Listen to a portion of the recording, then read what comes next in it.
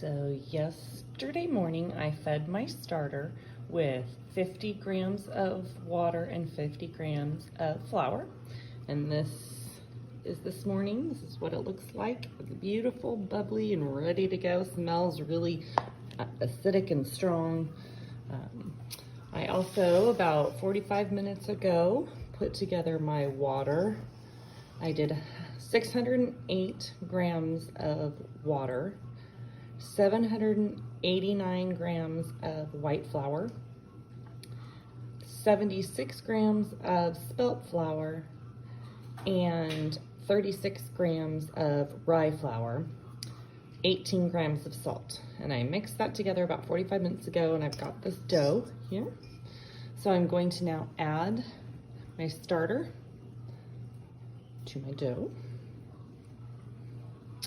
And I need a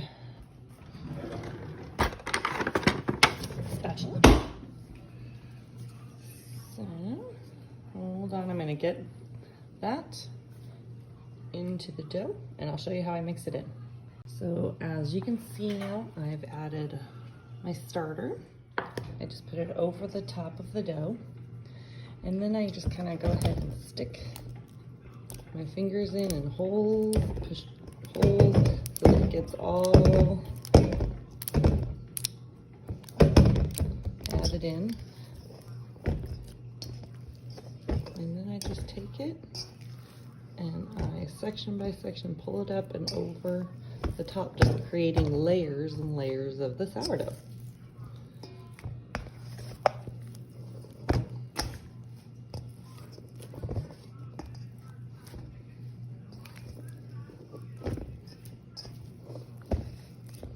So I'm going to continue doing that, working in all of the sourdough starter you see kind of around the bowl here, and I'll show you what it's like when I'm done. So there you see I've got my sourdough starter all mixed in. This point the dough's sticky, but it doesn't stick to you really. It's a lot more elastic and smooth than it was when you just had the flour, water, and salt together. At this point I will cover it with a towel. Just cover the whole bowl with a towel. So it's not touching, it's just over the top, like that. And I will stick it in the oven with not the oven on. If it's a really cold day, I might put the bread proofing setting on. And every hour I did give it a fluff and fold, as I call it. I just kind of pull, and I'll show you that in another video. So at this point, it's just sit for an hour. So it's been about an hour since I put the bread in the oven, and if you look real closely, like here, you can see it's already starting to build up gas. There's a little bubble there. So at this point, you want to be a little more gentle with your dough, but you want to turn it every hour if you can. It's not going to make a huge difference if you can't do it every hour. You want to get your hand a little wet. That way the dough doesn't stick to your hand. And I just scoop my hand underneath, pull it up, and fold it over.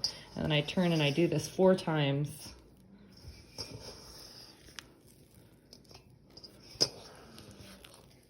And just being gentle so I don't pop the bubbles and have the gas escape. I put my towel back over the top, stick it back in the oven for an hour. So it's now about 4 o'clock and the dough has been fermenting for about 7 hours.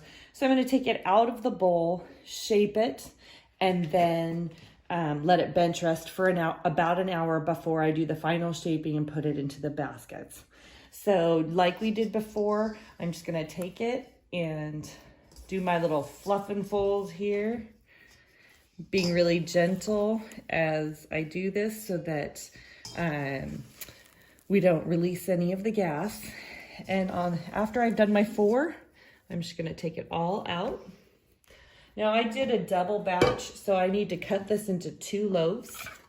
So I'm going to use my scraper here and just cut it down the middle. So then I'm gonna shape each loaf. I'm gonna tuck it under and roll it. And as I do that, lift it up and do it again. And just kind of tuck it until it has a nice shape on it. Like that, so. And I'll do the other one.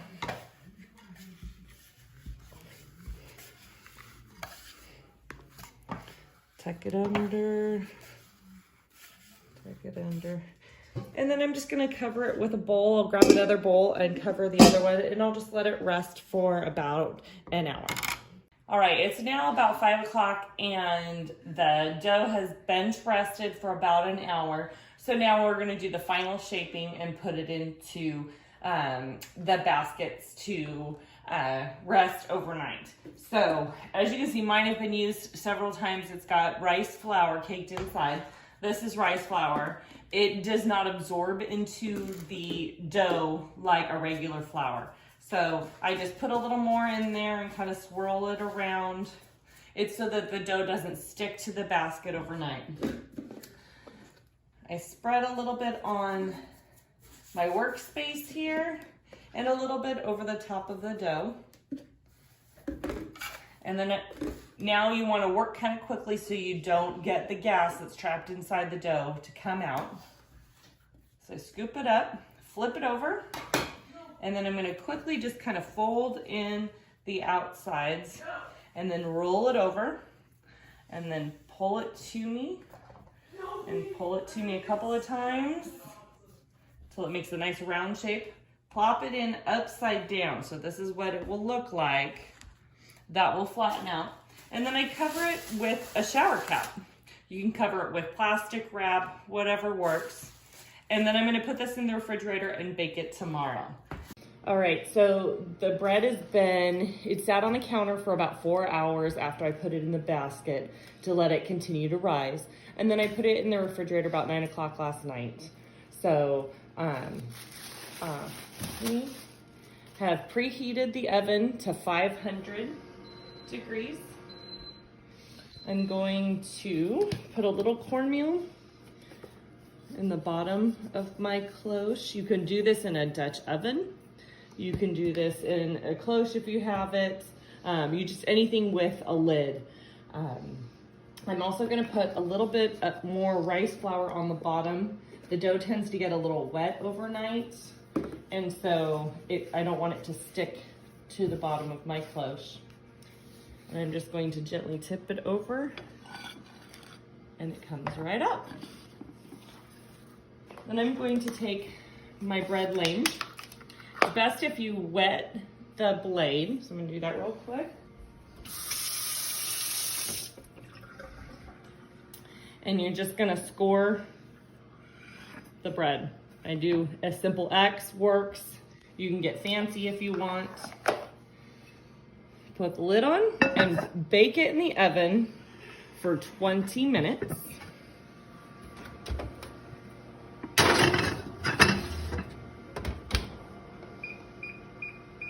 All right. So the 20 minutes has gone by, and I'm going to just reset the timer for 10 minutes and lower the temperature to 450 degrees. After that, we will take the lid off and bake for another 10 minutes at 450 degrees. So far the lid has been on, and we'll bake for a total of 30 minutes with the lid on. All right, so the bread has baked now for a total of 30 minutes with the lid on, 20 at 500 and 10 minutes at 450. We're going to bake it for another 10 minutes, but now we're gonna take the lid off.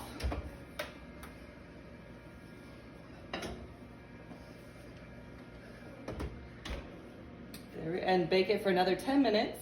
Did you get a good look at the bread? There we go. And now it'll brown up, and we'll see it in 10 minutes. It's been 10 minutes, so we can go ahead and turn the oven off and take the bread out. See how much browner it is? Gorgeous! There it is, the final product.